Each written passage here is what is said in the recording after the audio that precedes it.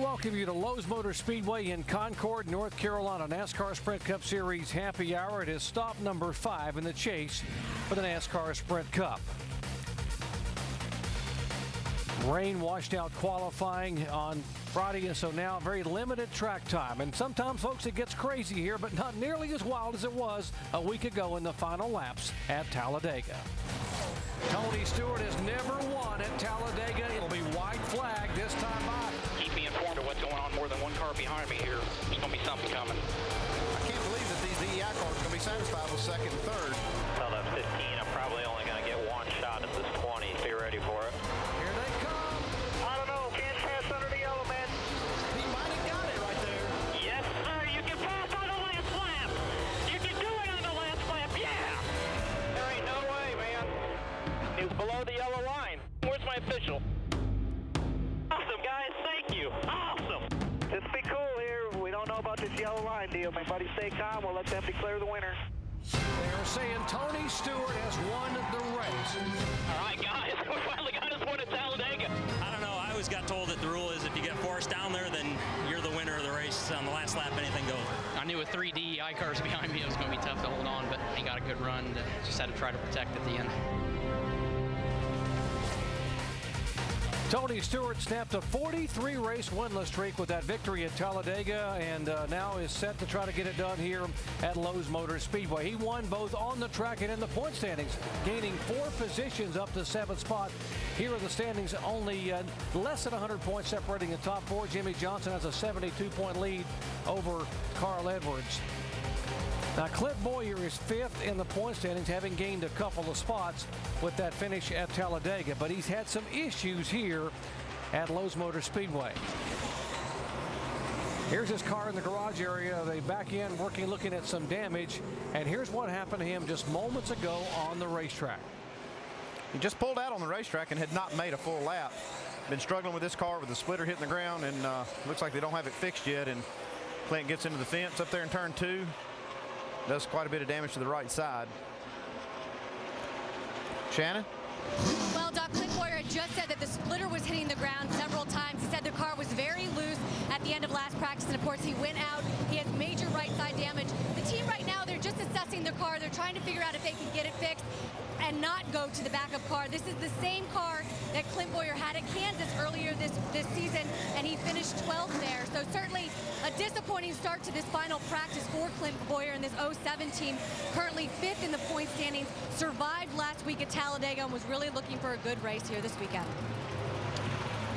So they didn't get to qualify. They've had minimal, very minimal practice laps, and now Clint Bowyer and this guys have to go to work and pull the backup car out, and Andy, pretty tall task. Well, NASCAR has to approve the use of a backup car first, and I'm sure that's what they were trying to, determine if this car was fixable.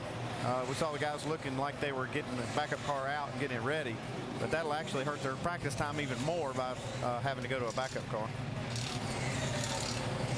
Well, trouble's back in the garage area for one chaser, but this guy here, Jimmie Johnson, we mentioned there was no qualifying, so we'll line up my points, and he will lead the field to the green flag. And right now, guys, he's the top of speed charts. That's no surprise. I mean, Jimmie Johnson is just about the best I've ever seen here at Lowe's Motor Speedway. Up on top of the charts right now and running pretty fast laps, even deep into the run. Yeah, they just have something magical here.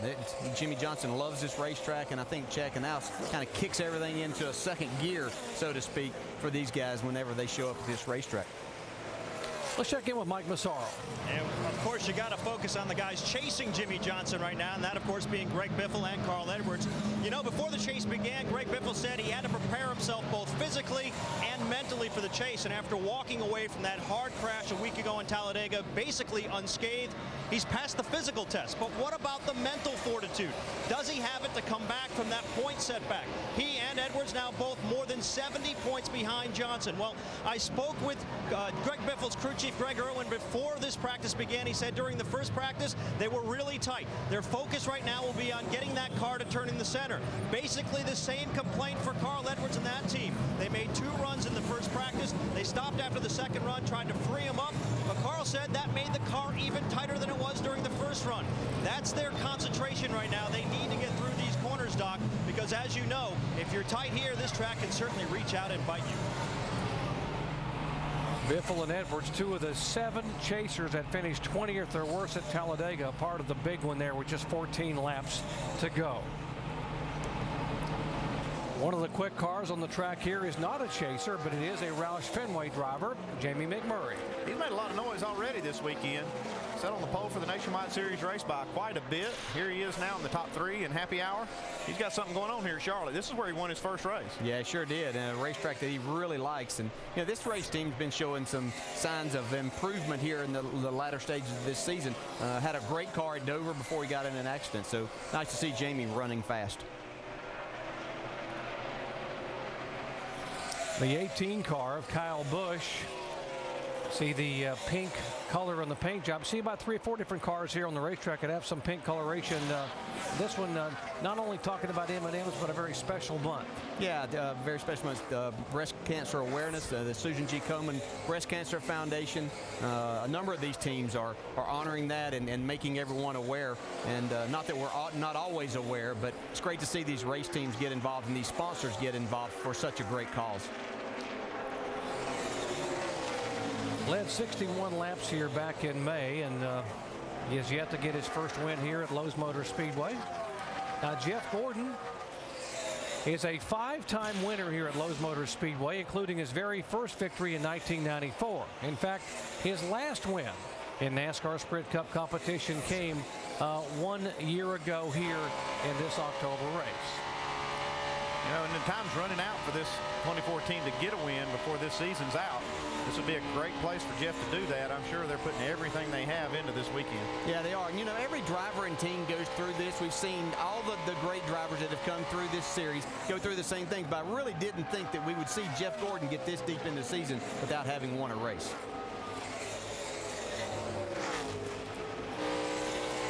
He still has time.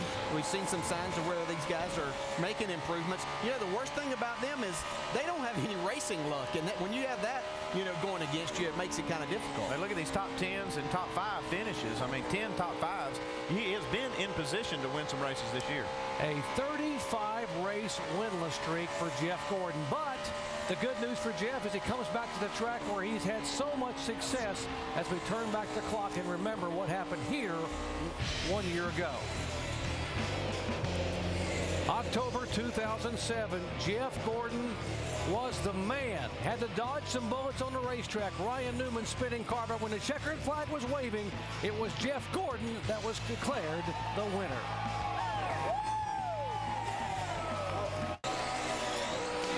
Motorsports calendar for the weekend. NASCAR Nationwide Series action coming up next live. Flag to flag, front row, McMurray and Burton, Jamie and Jeff. Tomorrow morning, NASCAR now 10 a.m. Eastern time. NHRA Virginia Nationals qualifying at 7 Eastern on ESPN2. Live flag to flag coverage of the Chase Bank of America 500 at Charlotte, 7 o'clock Eastern time on ABC. And we'll wrap it all up NASCAR now on ESPN2 on Saturday night at 11:30 Eastern time. Well, let's update Clint Bowyer's situation. If you just joined our coverage, he hit the wall, and they're working diligently. Shannon, what's the plan down there? Well, the plan right now, what I've been told by the team, is not to go to a backup car. You want to look at those guys in the white shirts right there. They are actually from the Fab Shop. This weekend, Richard Childress Racing has brought one of those guys for each one of these teams, the 29, the 31, and the 07, just in case something like this happened. They'll bring these guys from the Fab Shop to tracks periodically, super speedways and those types of tracks, just in case something happens. And of course, because we are so close to these racetracks this weekend, they were able to bring them here. I guess that maybe is the good news. You're so close you can get extra help in a hurry. And those guys can get a lot of work done in that garage area. You'd be surprised what they can do with very little tools. Yeah, look the way he was dressed. I think he was here to observe more than he was to work, though. He wasn't hoping to have to do anything. Here is Juan Pablo Montoya, and I don't know what's happened inside this team the last 3 or maybe 4 weeks, but whatever it is, it's good because Montoya and this Ganassi team, they're running very well. Haven't had the luck or really the finishes to show just how good they've been lately, but sure is up on top of the board right now. Yeah, you know, and they shook things up pretty good in that organization. A lot of changes in there, which Chip Ganassi's not afraid to do if things aren't going exactly the way that they want to. So it seems to be paying off for them right now. As you said, Andy, the finishes don't reflect how well this team has run. Brian Patty's done a nice job. Here's the 31 car. Yeah, his finishes do reflect how well he's run. Right. He's Fourth, seventh, and fourth. That's pretty good. Been solid as a rock in this chase so far. 5 consecutive top 10 finishes. Of course, all 3 chase events he has finished in the top 10. And now Jeff Burton being shown just 99 points back of Jimmy Johnson in the standings. Yeah, here down the back stretch into turn 3. You can see these guys already up in that high line. They've really widened this racetrack out. But right here, you have to be careful. That racetrack really flattens out, and he'll throw you into that outside wall if you're not careful. A little bit of a dog leg here on the front stretch. This pavement is still relatively new, and they've got a lot of grip out on the track. You see he's not using a lot of brake and a lot of throttle. Gets to it real early here. Not really having to pedal the car. When you see a slick racetrack, you'll see the drivers have to pedal, get in and out of the throttle when they start coming off the corner. Yeah, he's carried a lot of momentum. You see well over 190 miles an hour down into turn 3. Back to that throttle, just like you said, it really looks like he can get that car pointed and headed in the right direction. It looks smooth, DJ, but how physically demanding is a lap here at this track? Well, it's tough. It's smooth. There's not the bumps that used to be in this racetrack. Right there where you saw Jeff go into turn 1, it's a little bit of a hump, a rise that you go in, but you go into that 24 degrees of banking, and that's what's really difficult. Really sits you down in the seat. Very physically demanding racetrack, especially at the speeds that they're running. His teammate Kevin Harvick is 6th in the chase point standings. He lost a spot by virtue of that 20th place finish at Talladega, which broke his streak of 9 consecutive top 10s. I'll try to sneak up on him this weekend. Hit him with that camouflage paint. I took it right out of your mouth. Beat me to the punch. That's good.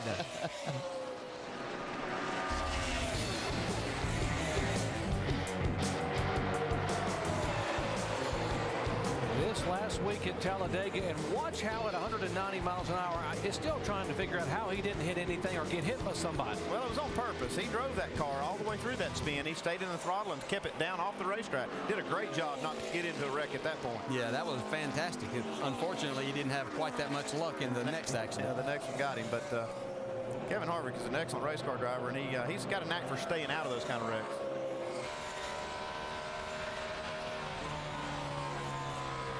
We talk about how important momentum is in this sport, and here's a guy who has to have it. The whole team's got to be pumped for after Paul Menard's runner-up finish at Talladega. This is another lame duck driver that's in a situation here with DEI that I'm sure he wants to leave there with. He'd love to get a win for the team, and he did get a second-place finish for him last week. He's in the top 20 here so far in this practice session. Yeah, that was a solid run he put in last week. He was up front the entire race and just did a great job. And the word is at Yates Racing is he right now, the plan is for him to be a third car, not to replace one of the 2 drivers that's there, Travis Quapple or David Gilliland. So maybe things are looking up, as well they should for Doug Yates and Max Jones. Man, that would sure be nice to see that happen for Doug Yates. I'm glad this opportunity came along for them, and that he can continue to grow that race team into the championship caliber team that he's wanting to have. And he's getting a driver in Paul Menard that's really coming into his own. He might be timing this thing really well because he gets a great driver at a good point in his career. Here's a driver that's won 3 times here in the last 6 races. Casey Kane swept both events here in 2006, won here back in May. And this is kind of where they got things started in the All-Star race. You know, he didn't race his way in, being in the challenge part of it, but the fans voted him in. He went out and won the All-Star race, came back and won the 600. So it looked like that they were in a part of the season that they were going to say, hey, we're ready to run our way into the chase. Won another race at Pocono, but then couldn't back it up from that point. We're going to be able to talk to him all night, too. This is our in-race reporter. Kenny Francis, the crew chief on this car, is a good guy to talk to, and he knows a lot about strategy and what it takes to win here. You want to ask a question? Log on to ESPN.com, keyword Ask the Driver, and have your question answered by Casey. Give us a couple of good possibilities to ask him. One of the more popular drivers here in NASCAR Sprint Cup. Yeah, he's a great personality, along with being a great race driver. I'm sure he'll give us some good answers to our questions tomorrow night. Ryan Vickers, one of the tough luck drivers from last week at Talladega. It was running second when had a problem with the right front tire, and that precipitated the first big one, a 9-car crash.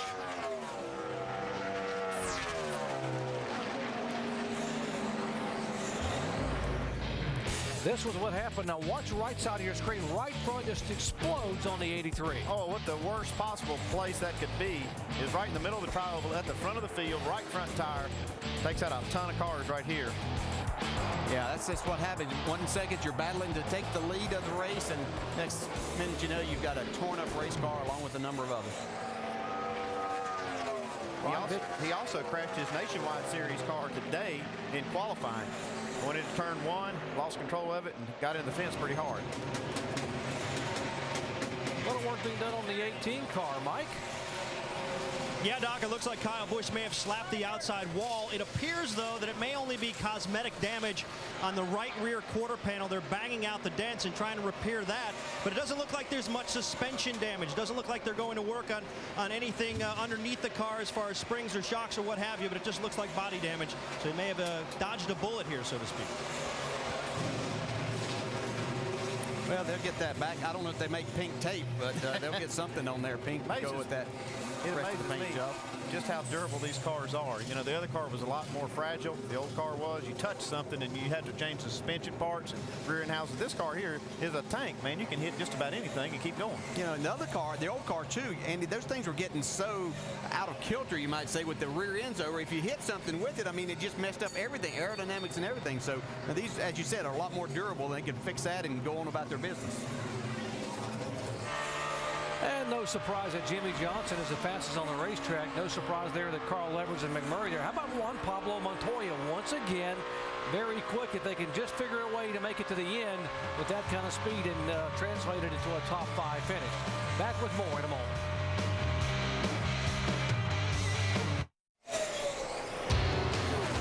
The chase continues at Lowe's Motors Speedway. Stop number 5 in the chase for the NASCAR Sprint Cup. Bank of America 500 at Charlotte, 7 o'clock Eastern time. It'll be Jimmy Johnson and Carl Edwards who will lead him down. There was no qualifying. They line up by point standings. Can Jeff Gordon get back to his winning ways? It's been exactly 1 year at this racetrack since the last time he won. Right now, a lot of concern down in the garage area for Clint Bowyer, who had contact with his Sprint Cup car to the wall at the beginning of this session. They have been working to try to repair the car. Show you again what happened here about 20 minutes ago. He'd been talking about his splitter hitting the racetrack as he got down in the corner. Looked like that happened again, and then he wasn't able to save it. Got up into the outside wall, turns 1 and 2. The crew was saying this could be an omen for Clint Bowyer because back in 2005 at Memphis, he wrecked his Nationwide car, got out and was so angry he was standing there helping the guys work on the car. They fixed the car or beat it back out, and he just stood there and stared and then climbed back in the car and went out and won the race. That's kind of what he's doing right now. maybe he'll have the same kind of luck tomorrow night. They might want to find a better way of making him mad. I don't know. Yeah, I don't like this way. It's too much work. Here's a guy that a lot of people, including the gentleman in the seat there, thought might have the car to beat last week. And DJ, you even asked him during, as an in-race reporter, Dale Jr., do you have something for him? And he said simply, yeah. Yes, absolutely. He thought he was going to win that race, and it looked like he did have a good chance, along with a lot of others that were having the same thing. Junior's birthday's today. Young man, I believe, he's 34 years old. Am I correct in that? No. Yeah, how does he get up in the mornings at that age? Yeah, I don't know how he's getting by, but it's accomplished a lot in those 34 years and still looking to accomplish a lot more, including trying to win a championship. Mike? And they're trying to accomplish a lot more with that race car as well, Andy. He was complaining earlier that it just lacked downforce and that he could not lean on the right rear the way he wanted to. He said he couldn't really take the arc into the corner that he needed to, and when he drove it as hard as he could, he got real loose, so he had to back off. So they're really trying to adjust the balance on that race car. They've been working on shocks and trying to make some minute adjustments. They don't want to take big swings at it, but they certainly want to get the balance a little bit better. You have to really, this racetrack especially, you have to have that right rear under you to be able to make that big wide arc, because it takes that arc to really get through the corner here. And but it's hard. I mean, it's really hard to get that right rear to really feel like it's under the car, and then when you get to the corner where you can turn the steering wheel and it'll turn without pushing. So it's a challenging racetrack. Here's a driver that thought he had reached the pinnacle last week when he was able to make that pass of Tony Stewart within feet of the start-finish line and celebrate the victory, but it was not to be. And this week, the releases said that he will probably not get over that for quite a while, because he believed he was forced below the line, but NASCAR looked at the replays and said differently and told him the rule is you cannot pass, cannot advance your position below the yellow line. Yeah, tough situation. I mean, anytime you put NASCAR in that position of making a call, you got to understand that, you know, it's basically 50-50 what they're going to call. And most of the time, the person that gets forced below, if indeed that is what happened, and he had that run, but most of the time you're not going to get that call. Here they are coming off of turn 4. You can see he had laid back and got a nice run with his teammate Paul Menard pushing him. If he'd have continued that on, he would have probably had a really good chance of passing Tony. But you can see he goes below the yellow line, and that's just not allowed. You got to give Tony Stewart a lot of credit here, too, because he reacted to the outside move that Regan Smith made and then was able to quickly react back to that inside move before the 01 actually got beside the 20 of Tony Stewart. Yeah, one of his quotes today said, if it happens again, I'm not going to go downstairs to dodge it. I'm going to stay right where I am, and we're going to have one heck of a wreck.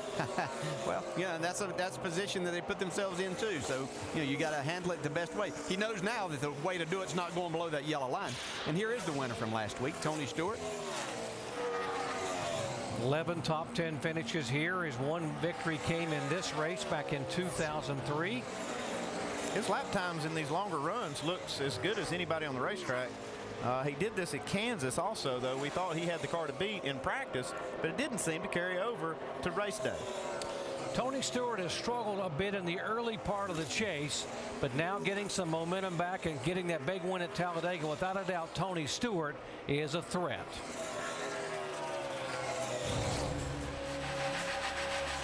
Anytime you strap Tony Stewart in a race car, he's going to be tough. He's going to be on his game. He's going to run hard.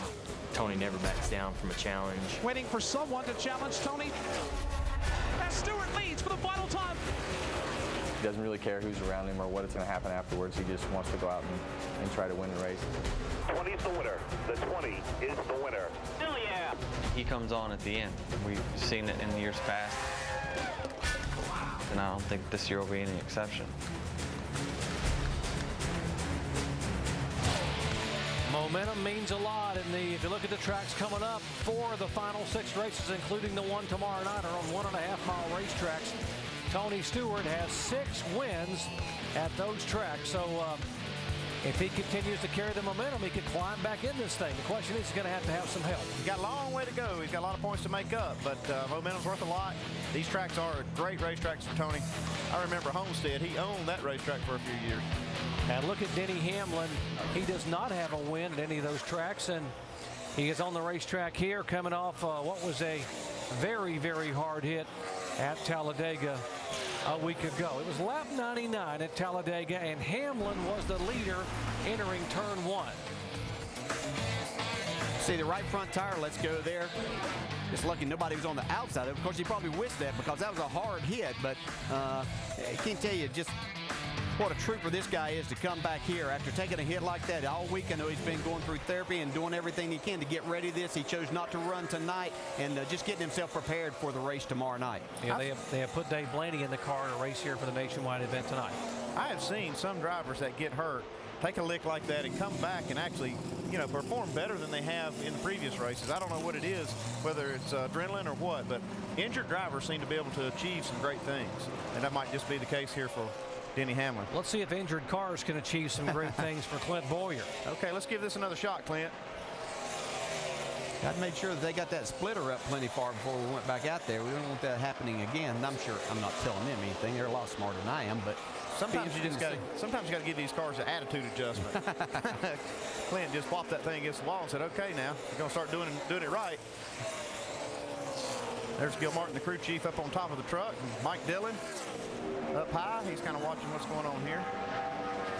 You see, as he was rolling out, he had 4 brand new tires. You can see the stickers on them, so he's rolling back out there with sticker tires on it. They weren't very good in the first session. Said that they were extremely loose.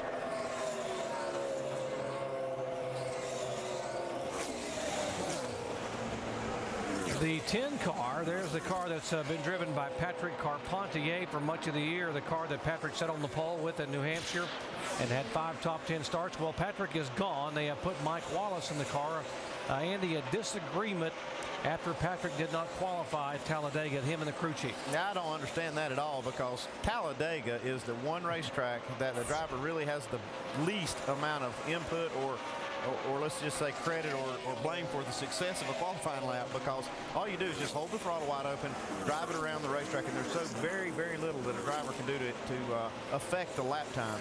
So for those guys to have a disagreement over that at Talladega, it's just beyond me. And he actually out-qualified his two teammates that had guaranteed starting spots. Yeah, I think maybe they just didn't go. I think maybe some of the other teams surprised them at the effort that they put forth in the qualifying to make the race, and then had to make a lot of changes as they got into the race. So maybe they just didn't take that. But I really don't. I'm with you, Andy. I don't understand how they could put the blame on Patrick. He got it in high gear, and I'll assure you, fans, a qualifying lap at Talladega, if we could get you in there and you didn't mind a little bit of speed, you could go run pretty close to what most of these guys run in these cars at Talladega for qualifying. Race is a different story. After this race, A.J. Allmendinger will go in this car for the remainder of the year in 2009. There's Joe Nemechek up high, the 78 car.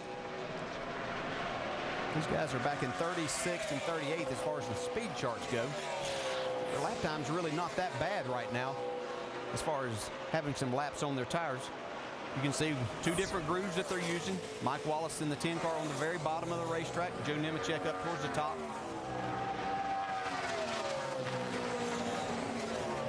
We have not seen much of the 17 car, Matt Kenseth. Mike?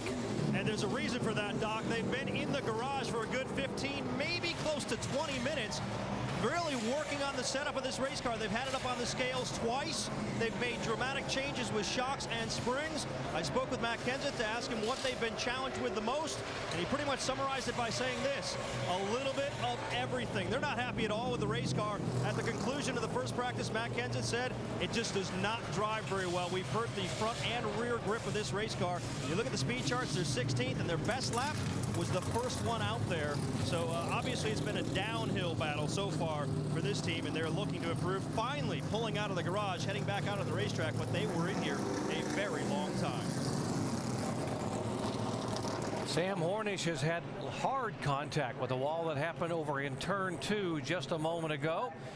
This is where he's had his best finish of the year back in May, but look up at the top of your screen. That's a hard hit. I'd watched him earlier in this practice, and he just barely missed making that happen then. He got real out of control off of turn 2, so that's been a trouble spot for him. But yeah, he's hit a lot harder than what we saw the 07 of Clint Bowyer. I believe this is definitely a backup, don't you? Yeah, this is quite a bit of damage right here. They'll be looking at a backup car probably. Sam finished 13th here back in May, which still stands as his best finish during his rookie season. Hoping to be able to improve on that, but he'll have to go get a different car to replace that Dodge there, as he has gotten as far as he can get it in the garage area.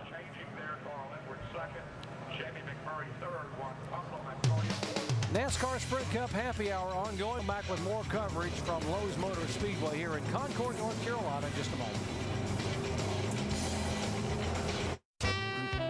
And there are the young fans enjoying ice cream. Guys, you got a favorite? I just like ice cream. I like all ice cream. Yeah, I'm a butter pecan kind of guy. I like that. Yeah. But let's go down to Mike. Mike, has it been somewhat of a rocky road for a couple of drivers down there? Yeah, that's the flavor that came to my mind too, Doc. And Sam Hornish Jr. just looked like you slapped the wall. You rolled out a backup car. What happened? Car just got a little bit loose, and there's so many different lines that you can run here. You kind of got to try it all, see what the car is doing, because you're going to be forced to move around during the race. So just trying to run up high, get the car turned a little bit earlier in the corner, and as soon as I got in the corner, the back end just stepped out. So it's something that we've been kind of fighting a little bit, but had thought we made it better. But the Mobile 1 Dodge was decent, just trying to tweak it. So now we'll start over. And starting over, not much time left here in this final practice. How concerned are you that they can get this backup car as good as the primary was? The thing we're going to basically have to do is, run the car through the templates and get it ready for tomorrow. We won't be able to get back out today. So, the big thing for us to do is to go back, look at our notes, try to figure the things that helped us out the most that we were able to change throughout practice, and just get a good baseline to start with tomorrow. It's a long race, so hopefully we'll make good adjustments throughout to make our car better. Obviously a very disappointed Sam Hornish, Doc. A lot of work to do there for those guys. And the 7 car on the racetrack, Robbie Gordon coming off another top 10 finish at Talladega. Look how this car is tracking down the racetrack. This looks like a lot of the cars did in May when there was no limit on how far you could steer the rear ends of these cars. This car, somehow this team has figured out how to get that back, even with the limit that NASCAR put on them. So I don't know what he's got going, but it's working. He's up there top 10. No, he's 11th in practice so far. Yeah. But this car is really hanging the back end out there. Yeah, that's what Robbie said, that they had a new chassis over here in practice when they had the test here a couple of weeks ago. They were really happy with what they found, and apparently they found how to get around that, like you said, Andy. But it's working pretty good for them. Even before NASCAR had a limit on how much you could do this, they didn't look that far out there. This car is way out there. Now explain why teams want to have that rear end off to one side like that. How does that help? It creates an aerodynamic downforce. If you place that car basically in a sideways position to the wind actually wants to straighten the car back out or make it go around to the left, push the car to the left, which all these turns are left-hand turns. That's the direction that you want it to go. Wow, that's way out there. 84 car this week has a different driver in it. This is Mike Skinner, the former NASCAR Rookie of the Year and Truck Series champion. They've taken A.J. Allmendinger out of the car. And Scott Speed will be in this car as of Martinsville next weekend. The ARCA Series driver and former Formula One driver. Yeah, Scott Speed was here in another car that was going to be a Red Bull entry that was going to try to qualify in, but when the qualifying got rained out, he'll have to wait a week before he tries to make his first Cup race. He had to be disappointed too, because Scott Speed was second fastest in the practice or test session that they had earlier. So sure he had high hopes. It's a shame he didn't get to try to qualify. Yeah, both nights they practiced. Scott Speed was second quickest on all those speed cars. Here is Matt Kenseth finally out on the racetrack. Looking at that, I mean, they talk about his car is not very good, and 30.26 on that lap, which is not a bad lap. He's been out there a few laps, and looks like they might have made things better for Matt. It seems like Chip Bowen and Matt Kenseth have just taken a while to gel together. I think this Robbie Reiser relationship that Matt had over the years, they'd become so comfortable with each other that it's taken a while for Matt to really get used to somebody else. Yeah, that and Matt Kenseth, you have to understand, he's such a good chassis man. He kind of demands perfection. That's where he wins races and beats people, because he gets his car handling so good. So when it's off a little bit, I think he probably magnifies that some, that, hey, we're way off, my car's junk, and it probably wouldn't be all that bad. His teammate in the 16 car, who won both round 1 and round 2 in the chase, Greg Biffle, took a very hard lick at Talladega last week. Shannon. Doc, I asked Greg Irwin, Greg Biffle's crew chief, about last week and how difficult it's going to be for this team to regain that momentum that they earned in the first couple races of this chase. He said no problem at all. He said, looking at the schedule, these mile and a half, we know we have the cars to be competitive here. He said Greg Biffle is in the right state of mind to continue this chase. The momentum is still there. And this is one of the teams that had a really good test here at Lowe's Motor Speedway. Despite the rain yesterday, they were still very confident coming into today's practice, and Greg Biffle is extremely excited about this race this weekend. But right now on the track, everybody chasing that 48 car.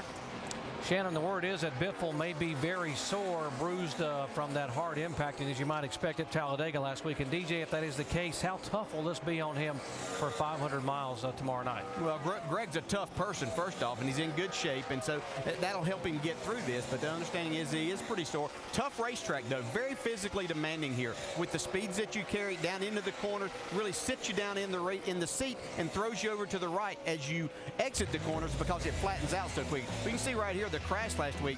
As Greg gets turned, he's going to get hit 2 or 3 times in this. You can see the 17, the 99, the 88.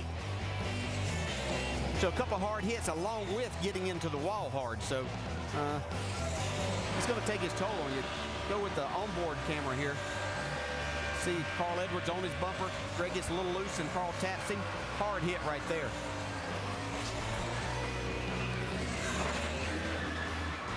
Greg's tough and he'll be good. Here is Carl Edwards in the 99 car running with Kyle Busch. Again, Edwards finishing last week at Talladega. All these guys are really struggling a little bit, but my goodness, Edwards finishing 29th. Biffle finished 24th. Kyle Busch involved in that incident, able to get back out, but finished 15th. Looks like Carl Edwards' car is just a little bit better than Kyle Busch's car at this point of practice. He just kind of motors around the bottom. You know, we saw him a little bit earlier working on Kyle Busch's car where he had been into the wall with the right side.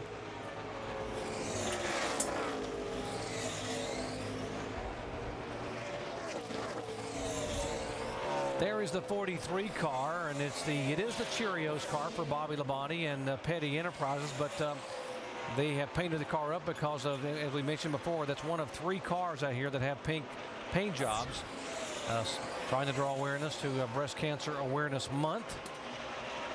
Cheerios making a major donation, $1 million donation to breast cancer research in the Susan G. Komen. Another car we mentioned besides Bobby Labonte is the 19 car. There it has some pink tint to it. And I was told it's the first time Stanley has ever allowed anyone to put anything but their normal colors on a car. But I've also made a donation and allowed the pink on there because of the great cause. Yeah, I'd heard that Elliott's going to have a pink driver's suit. We'll have to see that tomorrow. I'm not sure. That'll look good. That'll look good on him. It will. Not a lot of guys out here could wear that, but I think Elliott could. Are you saying it fits him? Well, no. He's just comfortable with who he is. He could do that. 42, Juan Pablo Montoya back on the racetrack. Let's listen in. Front got really light. I don't know. A lot less load and the like steering got really light and there's just no grip. After that. And we tested, I don't know. And we tested here for 2 days. Tried everything we need to try. I think we know what we need to run. You know, we don't need to go crazy. Go back with that change. Take that right rear panel off, please. It sounded like they had found what they liked and experimented with some other things, and Montoya wanted to go back to what they knew was working. Yeah, that they found in the test. He didn't want to think he was over here for 2 days and nights running and they didn't find anything and they were going to all of a sudden try something different, you know. But you're always looking for something, you know, just a little bit of extra. But you look for that feedback from the driver. You like hearing him pretty forceful because that means he knows what he wants and he's felt something that he liked and wanted to go back to it. 88 car, Dale Earnhardt Jr. Hard to believe that this driver at his home racetrack has never won a NASCAR Sprint Cup race here. He's done everything but win. 3rd, 4th, about 4 times, 5th. Led the most laps here back in May. He hasn't won a points race here. He has won an all-star event. Yeah, I remember and he won that one. I know who he passed there with a couple of laps to go. So I'm familiar with that. Some people were happier than others about that win. Yeah, and I was happy for it, although I would like to have won that. See, Junior on the bottom of the racetrack right now. We've been seeing him up on the very top side of it, but he's testing the waters on the bottom. This is just practice. He'll be up there. Here we go. There he goes. Here's Awesome Bill from Dawsonville. He will be in this 21 car for the Wood Brothers for the remainder of the year. By the way, for you trivia buffs, if you're wondering who won the very first race here in 1960, no, it wasn't Bill Elliott. He wasn't, but it was the Wood Brothers, and they fielded a car driven by Speedy Thompson. That was one of 7 wins the Wood Brothers have here. You know what the last win the Wood Brothers had at this racetrack was? Kyle Petty, 1987. So Bill Elliott trying to change that and get back into victory lane here on Saturday night.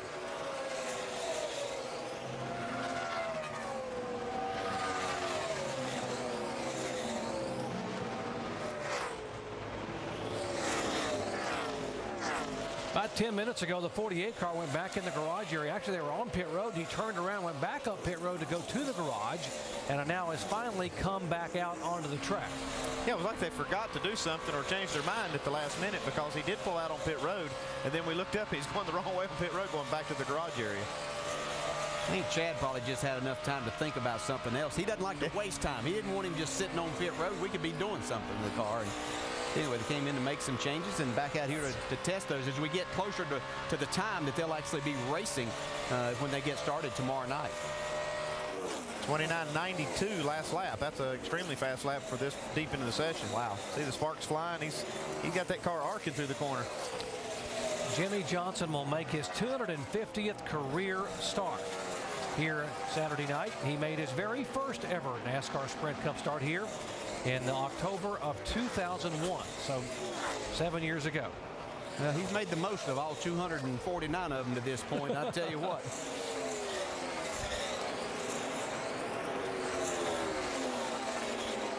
Jimmy back on top of the speed charts again. Here's the 6 car of David Reagan. What do we say about David Reagan? It's just a matter of time because he's going to win one here pretty soon. It is just a matter of time, and his teammates have really been setting the bar pretty high. And you know that this 6 team is benefiting from that and what they're learning on the racetrack, and those drivers. I think that's one thing that Jack does is he builds that relationship with these guys and that teamwork. It seems to work in that organization very well.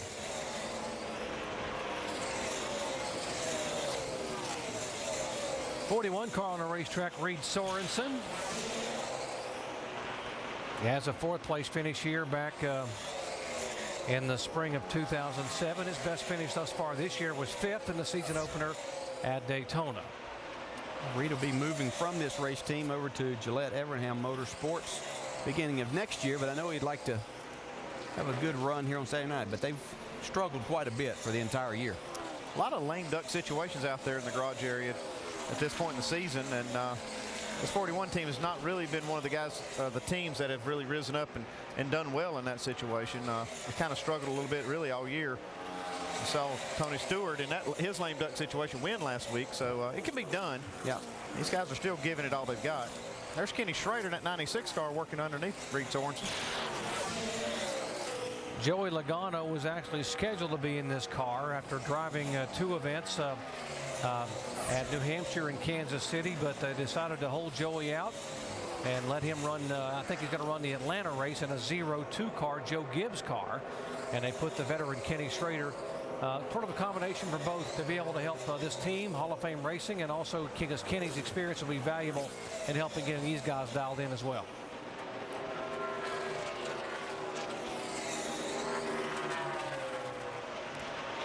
Two car, Kurt Busch.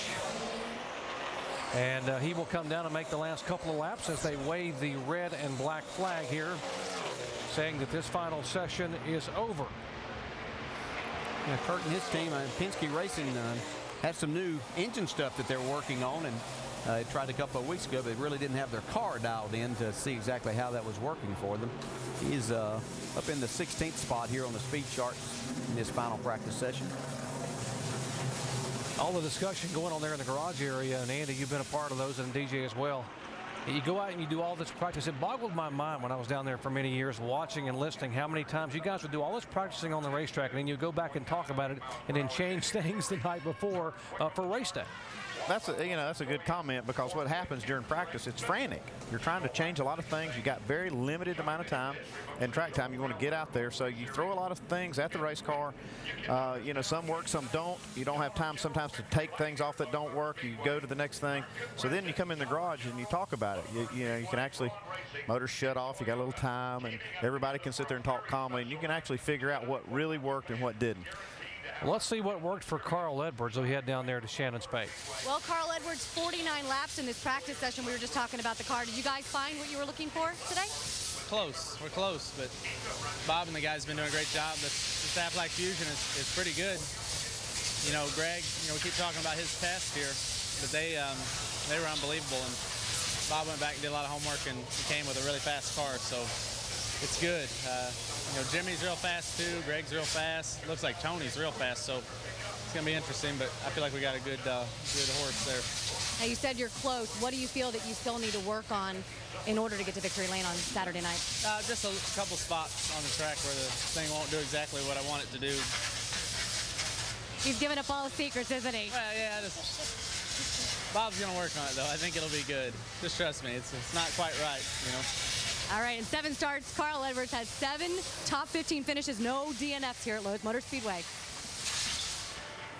Well, that wraps up a happy hour here for the NASCAR Sprint Cup Series, and Carl, a little bit, being a little coy there. Didn't want to give out all the secrets. Yeah, no. Shannon, make sure you tell him that I picked him to win this race, so make me look like I halfway know what I'm talking about. So go back over there and make sure he knows that. These cars are never perfect. You got to keep working on them.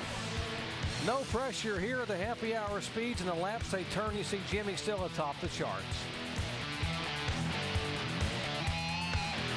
Circle to score. Motorsports calendar coming up for the weekend. NASCAR Nationwide Series action in Charlotte coming up next with that NASCAR Countdown. Alan Bestick, Brad Daugherty, and if we can get Brad to stop eating long enough, we'll have him discuss it along with Rusty down there. NASCAR Now tomorrow morning at 10 a.m. Eastern Time. NHRA action tomorrow at 7 Eastern. Of course, the chase continues here at the Bank of America 500 tomorrow night, 7 o'clock on ABC. And NASCAR Now will wrap it all up at 11:30 Eastern Time on Saturday night on ESPN2. And here's one of Andy Petrie's former drivers wearing, I think he's got Andy's fire suit on. Yeah, he's one of my better looking ones. I like this little outfit. You've called lug some nut. of your guys lug nut before. The NASCAR Nationwide Series cars will be coming out on the racetrack as they're getting set to stage those guys. There is Jeff Burton coming out, making what will be his final appearance in 2008 in the NASCAR Nationwide Series. So this should be a very good one. Carl Edwards, we have 13 drivers in the Nationwide race who are also going to run Saturday night in the NASCAR Sprint Cup event. Let's talk about what's going to happen here Saturday night. After the wild finish at Talladega, you talked about Carl Edwards being the guy you like, and how about you? Are you Jimmy Johnson. I really feel like Jimmy's going to be the guy to beat here tomorrow night, and this practice session kind of backs it up. He looks like he's going to be good. How about some of the guys deep in the pack that may surprise us tomorrow night? They could come out of there and maybe and put that win up. Well, I think Brian Vickers is one of the guys deep in the pack that could possibly come up in here and run well. He's run a lot of good races here. This has been one of his better tracks. But Tony Stewart, he may not be starting deep in the pack, but Tony Stewart has got some momentum, and his lap times here in these long runs will look excellent. So if he can carry that into Saturday night, he'll be awful good. Yeah, it could be awful good. Another, we haven't even talked about Mark Martin, who knows how to win here for sure. But I want to keep an eye on David Reagan, to see him there starting in the 13th spot tomorrow night. We've talked a lot about David and his progress. It'll be interesting to see if he's ready to win a 500-mile race at a difficult racetrack like this. Kurt Busch led a bunch of laps here back in May, cut a tire, bent some suspension, still came back and got a top 20 finish. And there's the DEI teammates of Paul Menard and Regan Smith off of a good run last week. Paul Menard second, and Regan Smith, I know he finished 18th, but he sure ran a lot better. Sure did. Saw Juan Pablo Montoya a moment ago, very good in this final practice session. There's my old buddy Kenny Schrader starting there in the 20th row. Mike Skinner in the 84 car this week, starting back in 34th. Chad McCumbee subbing in the 45 car for the car that has been driven by Kyle Petty or Terry Labonte for much of the year. Drivers have swapped uniforms out, and now Kevin Harvick will focus on trying to get his first win in his own KHI car here in the Nationwide Series. He's got a good car tonight. He qualified pretty good. He's got a good looking. His car looked like it handled well in qualifying. I think he's going to have a good shot tonight. Marcus Ambrose, very good qualifying run. You see him pushing his car out. And here's the guy, Brian Vickers, who has won 2 poles this year. But, wow, the troubles he had in qualifying, he had to go to a backup car. He was going for it over there in turn 2, wasn't he? Yeah, he had a good quarter of a mile there, but he couldn't quite make it through all of that. But it'll be interesting to watch him try to come. He runs really, really good here. Likes that high line. How difficult is it for these guys to jump out of the Cup car and now just get back in the Nationwide car, and they have to come down and take the green flag and then set sail? Is it a difficult adjustment, or by turn 1 are you okay? It's an adjustment. There's no doubt about that. But at this particular time, they're getting out of the cars that now, in comparison to in comparing the two, the cars that don't drive so good in the Cup cars over to the ones that feel a lot better to them. They're loving those Nationwide cars. Yeah, so they're ready to get geared up and go now. NASCAR Nationwide Series drivers. There is Joey Logano, the young phenom who won his first pole in his second start in Nashville, and he won his first race in his third start at Kentucky. In fact, he was on the pole at Kentucky and won there on the 1.5-mile racetrack. NASCAR Nationwide Series drivers getting set to get buckled in for what should be an adventure under the lights here at Lowe's Motor Speedway. They were here back in May. There were lots of caution flags and lots of things to watch. So let's get set to get our countdown underway as we go down trackside to the guys. Here's Alan Bestwick.